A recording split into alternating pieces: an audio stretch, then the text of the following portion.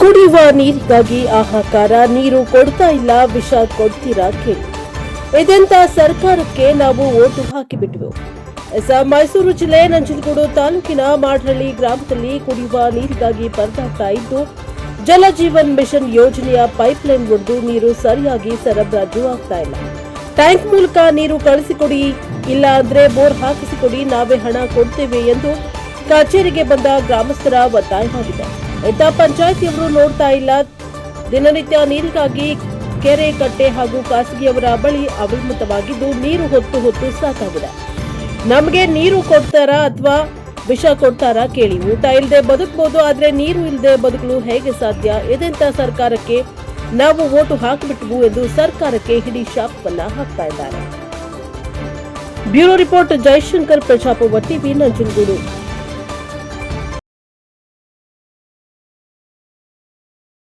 ಮಂಡಿ ನೋವು, ಕಾಲು ನೋವು ಎಲ್ಲ ತೊಂದರೆ ಅನುಭವಿಸ್ಕೊಂಡು ಇಲ್ಲಿವರೆಗೂ ಕೂಡ ಏನೋ ನಮ್ಮ ಇದರಿಂದ ಸುಮಾರು ಗಂಟು ಬಂದಾರ ಸರ್. ಈಗ ಭಾಳ ಸಮಸ್ಯೆ ಆಗಿದೆ, ನೀರದೇ ಅಂತೂ ತುಂಬ ಸಮಸ್ಯೆ ಆಗಿದೆ ನಮ್ಗೆ. ದಯಮಾಡಿ ನಾವು ಎಮ್ ಎಲ್ ಅವ್ರನ್ನೂ ಕೂಡ ಸುಮಾರು ಸರಿ ಹೋಗಿ ಭೇಟಿಯಾದವು. ಈಗ ವಾಟರ್ ಸಪ್ಲೈ ಆಫೀಸ್ಗೆ ಹೋಗಿ ಅಂತ ಹೇಳಿದ್ರು, ಅಲ್ಲಿಗೂ ಬಂದು ಈಗ ಅವ್ರು ಕೇಳಿದ್ರೆ ನಮ್ಮ ಹತ್ರ ಗ್ರ್ಯಾಂಟ್ ಇಲ್ಲ, ಬಂದಾಗ ಮಾಡಿಸ್ಕೊಡ್ತೀವಿ, ಕಾಯಬೇಕು ಅಂತಾರೆ. ಈಗ ನಾವು ಬೇಕಾದ್ರೆ ಊಟ ಇದ್ದರೆ ಬೇಕಾದ್ರೆ 2 ಗಂಟೆ 3 ಗಂಟೆ ಕಾಯ್ಬೋದು. ಕುಡಿಯೋಕ್ಕೆ ನೀರಿಲ್ಲ ಅಂದ್ರೆ ಬದುಕೋಕ್ಕಾಗಲ್ಲ. ಈಗ ತಾತ್ಕಾಲಿಕವಾಗಿ ನಮ್ಗೆ ಪರ್ಯಾಯ ವ್ಯವಸ್ಥೆ ದಯಮಾಡಿ ನಿಮ್ಮ ಮೀಡಿಯಾದವ್ರ ಮುಂದೆ ಹೇಳ್ತಾ ಇರೋದು, ಎಲ್ಲರಿಗೂ ಒಂದು ಒಳ್ಳೆಯದಾಗಲಿ, ಕುಡಿಯೋಕ್ಕೆ ನೀರು ಕೊಡಬೇಕು ಅಂತ ಕೊಡಿಸಿ ಅಂತ ನಾವೆಲ್ಲರಿಗೂ ಕೂಡ ಒಂದು ಸರ್ಕಾರಕ್ಕೂ ಒಂದು ಮನವಿ ಒಂದು ನೋಡಿ ಅವ್ರಿಗೂ ಕೂಡ ಒಂದು ಮಾನವೀಯತೆಯಿಂದ ಕುಡಿಯೋಕ್ಕೆ ನೀರು ಜನಗಳಿಗೆ ಕೊಟ್ಟು. ಸರ್, ನನ್ನ ಹೆಸರು ಲಕ್ಷ್ಮಿ ಅಂತ. ನಮ್ಮ ಊರಲ್ಲಿ ನೀರೇ ಇಲ್ಲ.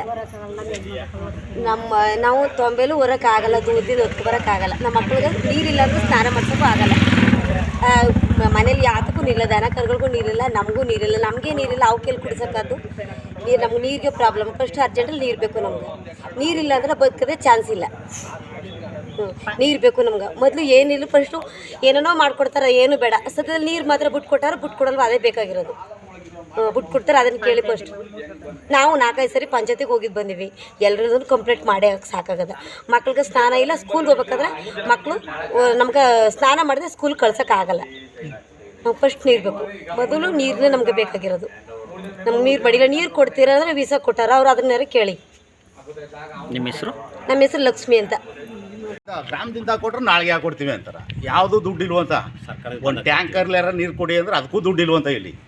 ಅದೆಂಥ ಸರ್ಕಾರವೋ, ಅದು ಏನು ಓಟ್ ಹಾಕ್ಬಿಟ್ಟು ನಾವು ಪಾಪಿಗಳು ಗೊತ್ತಿಲ್ಲ ಸರ್. ಇದು ನಿಮ್ಮ ಹೆಸರು?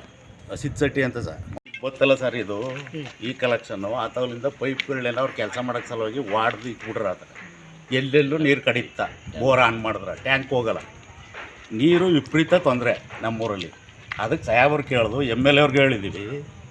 ಮತ್ತು ಈಗ ನಾವು ಗ್ರಾಮದಿಂದ ದುಡ್ಡು ಕೊಡ್ತೀವಿ, ಒಂದು ಬೋರ್ ಹಾಕ್ಸ್ಕೊಡಿ ಅಂತ ಕೇಳ್ತಾ ಇದ್ದೀವಿ.